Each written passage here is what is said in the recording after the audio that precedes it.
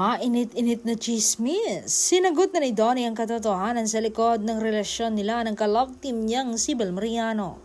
He made it clear that what people see is what they get.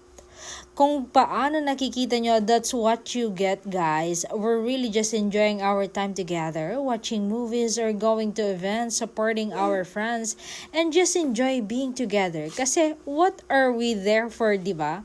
Parang nandito tayo sa mundong ito para maging masaya and mag-enjoy, he clarified. And Donnie went on to share that they are on great terms. Okay na okay kami ni Bel.